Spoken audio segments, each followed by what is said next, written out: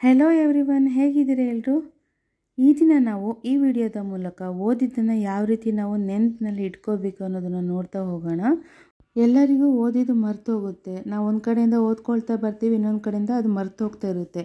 ಆ ರೀತಿ ಆಗಬಾರ್ದಂದ್ರೆ ನಾವು ಯಾವ ರೀತಿ ಓದಬೇಕು, ಅದಕ್ಕೆ ಕೆಲವೊಂದು ನಿಯಮಗಳಿದ್ದಾವೆ. ಆ ನಿಯಮಗಳನ್ನು ನಾವು ಫಾಲೋ ಮಾಡಿದ್ರೆ ಖಂಡಿತ ನಾವು ಓದಿದ್ದು ಯಾವಾಗಲೂ ಮರೆತೇ ಹೋಗಲ್ಲ, ಹಾಗೆ ಮೆಮೊರಿಯಲ್ಲಿ ಉಳ್ಕೊಳ್ಳುತ್ತೆ.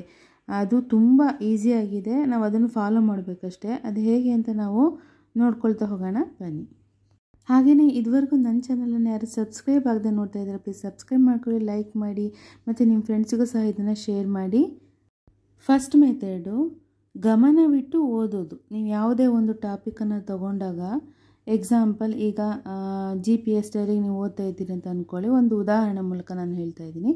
ಈಗ ಒಂದು ಪಾಠ ತೊಗೊಂಡಿದ್ದೀನಿ. ಈ ಪಾಠವನ್ನು ನೀವು ಫಸ್ಟ್ ಪೂರ್ತಿಯಾಗಿ ಸ್ಪಷ್ಟವಾಗಿ ಅದನ್ನು ಅಂದರೆ ಗಮನವಿಟ್ಟು ಓದ್ಕೊಳ್ತಾ ಹೋಗಬೇಕು. ಏನು ಮಾಡಬಾರ್ದು, ನೀವು ಫಸ್ಟಿಂದ ಕೊನೆ ತನಕ ಅದನ್ನು ಓದಬೇಕು. ಇದು ಫಸ್ಟ್ ಮೆಥಡು.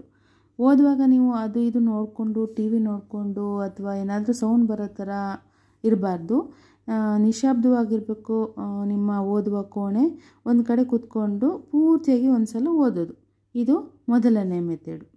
ಈಗ ಎರಡನೇ ಮೆಥಡು ಗಮನವಿಟ್ಟು ಕಲಿಯೋದು. ಯಾವ ರೀತಿ ಕಲಿಯೋದಪ್ಪ ಅಂದರೆ, ಈಗ ಓದಿರ್ತೀರ ಒಂದ್ಸಲ ಈ ಪಾಠವನ್ನು, ನಂತರ ನೋಡಿ ಇಲ್ಲಿ ಈ ಕಡೆ ನಾನು ಸ್ಕ್ರೀನಲ್ಲಿ ತೋರಿಸ್ತಾ ಇದ್ದೀನಿ. ಜಗತ್ತಿನ ಪ್ರಮುಖ ಘಟನೆಗಳು ಇತಿಹಾಸದ್ದು 7ನೇ ಕ್ಲಾಸಿನ ಪಾಠ ಇದು, ಅಧ್ಯಾಯ 1. ಸೊ ಇಲ್ಲಿ ಇತಿಹಾಸ ಎಂದರೇನು ಅಂತಿದೆ, ಅಲ್ಲಿ ನಾನು ಸ್ವಲ್ಪ ಅಂಡರ್ಲೈನ್ ಮಾಡಿದ್ದೀನಿ. ಗತಕಾಲದ ಸಂಗತಿಗಳನ್ನು ಕ್ರಮಬದ್ಧವಾಗಿ ಹೇಳುತ್ತದೆ ಅಂತಿದೆ. ಅಲ್ಲಿನ ಗತಕಾಲದ ಸಂಗತಿಗಳನ್ನು ಕ್ರಮಬದ್ಧತೆ ಅಂತ ನಾವು ಅಂಡರ್ಲೈನ್ ಮಾಡಿಕೊಂಡ್ರೆ ಸಾಕಾಗುತ್ತೆ. ಆಗ ನೀವು ಪೂರ್ತಿ ಆ ಪ್ರಶ್ನೆಗೆ ಉತ್ತರವನ್ನು ಬರೆಯೋ ಹಾಗಿರಬೇಕು. ಅಂದರೆ ಇತಿಹಾಸ ಅಂದ್ರೇನು ಅಂದರೆ, ನೀವು ಇತಿಹಾಸವು ಗತಕಾಲದ ಸಂಗತಿಗಳನ್ನು ಕ್ರಮಬದ್ಧವಾಗಿ ಹೇಳುತ್ತದೆ. ಅದು ಮಾನವನ ಸಾಧನೆಗಳನ್ನು ತಿಳಿಸುತ್ತದೆ. ಆಗಿ ಹೋದ ಘಟನೆಗಳನ್ನು ಹೇಳುವಾಗ 3 ಅಂಶಗಳು ಅಲ್ಲಿ ಇದ್ದೇ ಇರುತ್ತದೆ.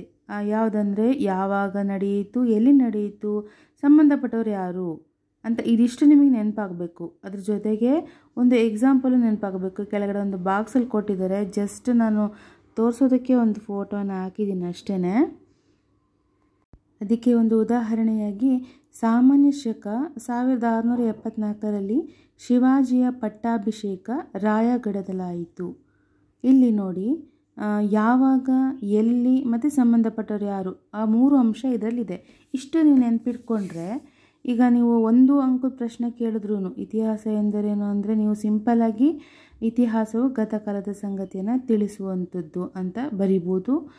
ಹಾಗೆಯೇ ಇದು 2 ಮಾರ್ಕ್ಸಿಗೆ ಎಲ್ಲರೂ ಕೇಳಿದ್ರೆ ಇತಿಹಾಸ ಎಂದರೇನು ಅಂದರೆ ಪೂರ್ತಿ ಈ ಪ್ಯಾರವನ್ನು ಬರೆದು ಕೆಳಗಡೆ ಒಂದು ಎಕ್ಸಾಂಪಲನ್ನು ಬರೆದ್ರೆ ಪೂರ್ತಿ ಅಂಕ ನಿಮಗೆ ಸಿಗುತ್ತೆ.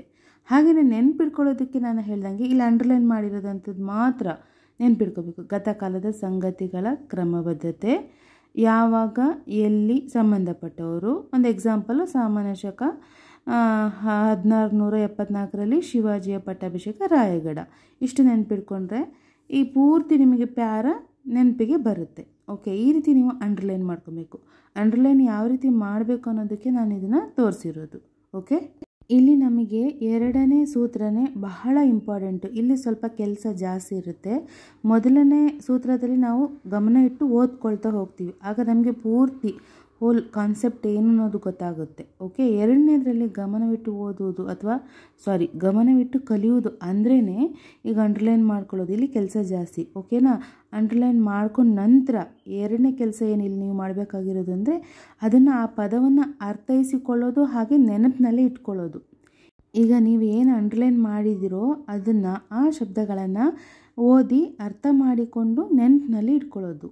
ಅದನ್ನು ಪದೇ ಪದೇ ನೀವು ಓದಬೇಕು ಮತ್ತು ಅರ್ಥ ಮಾಡ್ಕೊಂಡು ನಂತರನೇ ಓದಬೇಕು. ಆಗ ಅದು ನಿಮಗೆ ಲಾಂಗ್ ಟೈಮ್ಗೆ ನಿಮ್ಮ ಮೆಮೊರಿಯಲ್ಲಿ ಸ್ಟೋರ್ ಆಗುತ್ತೆ. ಇದು 2ನೇ ಹಂತ. ಓಕೆ, ಸಾಧ್ಯ ಆದರೆ ನೀವು ಒಂದು ನೋಟ್ಬುಕ್ಕಲ್ಲಿ ಇದನ್ನು ಬರಿಬೋದು. ಬರೆಯೋಕ್ಕಾಗಲಿಲ್ಲ ಅಂದರೆ ಹೇಳಿದ್ನಲ್ಲ, ಅಂಡರ್ಲೈನ್ ಮಾಡ್ಕೊಂಡು ಇಲ್ಲ ಬುಕ್ಕಿನ ಸೈಡಲ್ಲೇ ನೀವು ಒಂದೊಂದು ಪದವನ್ನು ಬರ್ಕೊಬೋದು, ಅದು ಈಸಿ ಆಗುತ್ತೆ. ಈಗ 3ನೇ ಸೂತ್ರ, ಸ್ಮಾರ್ಟಾಗಿ ಪುನರಾವರ್ತನೆ. ಯಾವ ರೀತಿ ಮಾಡೋದಪ್ಪ ಅಂದರೆ, ನಾವು ಯಾವುದೇ ಏನನ್ನೇ ಓದಿದ್ರೂ ಅದನ್ನು ನಾವು ಪುನರಾವರ್ತನೆ ಮಾಡಲೇಬೇಕು. ಇಲ್ಲ ಅಂದರೆ ಅದು ನಮಗೆ ನೆನಪಿನಲ್ಲಿ ಉಳಿಯೋದಕ್ಕೆ ಸಾಧ್ಯನೇ ಇಲ್ಲ. ಈಗ ನೀವು ಈ ದಿನ ಓದಿರ್ತೀರ ಆ ಪಾಠವನ್ನು ನಾಳೆ ಒಂದು ಸಲ ಪುನರಾವರ್ತನೆ ಮಾಡಬೇಕು. ಪುನರಾವರ್ತನೆ ಯಾವ ರೀತಿ ಮಾಡಬೇಕು ರಿವಿಷನ್ ಅಪ್ಪ ಅಂದರೆ, ಈಗ ನೀವೇನು ಅಂಡರ್ಲೈನ್ ಮಾಡಿರ್ತೀರೋ ಮೇಯ್ನ್ ಪಾಯಿಂಟ್ಸು ಅದನ್ನು ನೀವು ಓದಬೇಕು. ಇಡೀ ಪಾಠವನ್ನು ಓದ್ತಾ ಕೂತ್ಕೊಳ್ಳೋದಲ್ಲ. ಯಾವುದನ್ನು ನೀವು ಅಂಡರ್ಲೈನ್ ಮಾಡಿರ್ತೀರೋ ಆ ಪದವನ್ನು ಮಾತ್ರ ನೀವು ರಿವಿಷನ್ ಮಾಡಬೇಕು. ಅದು ಒಂದು ದಿನ ಆದಮೇಲೆ, ಇವತ್ತು ಓದಿದರೆ ನಾಳೆ ಮಾಡಬೇಕು.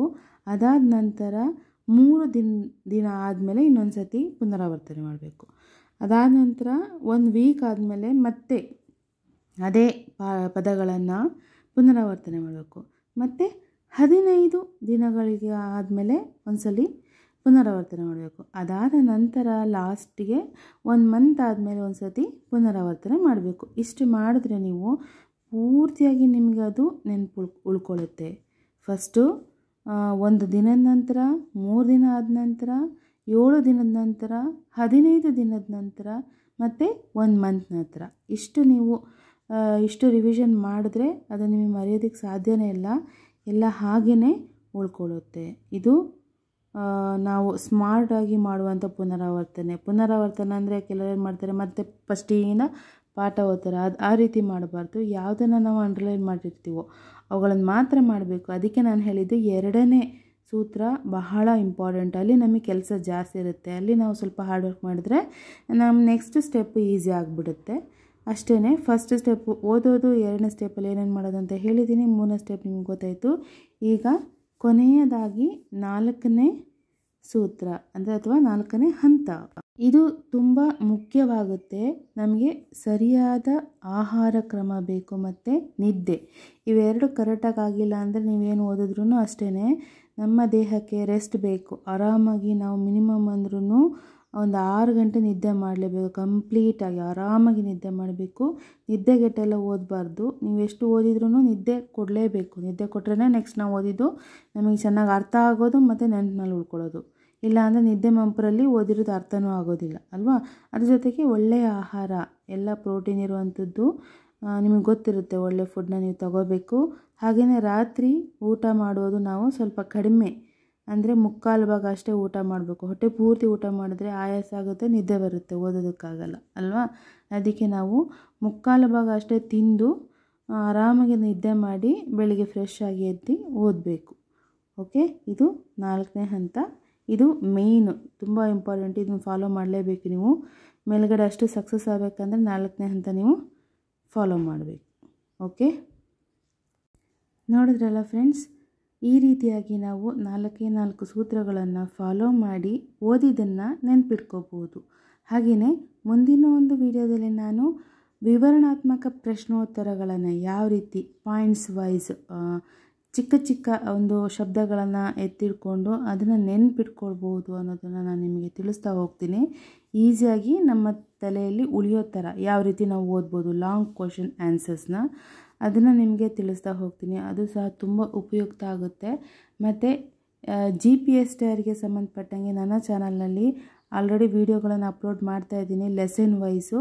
ನೀವು ಸಹ ಅದನ್ನು ಸಹ ಹೋಗಿ ನೋಡ್ಬೋದು.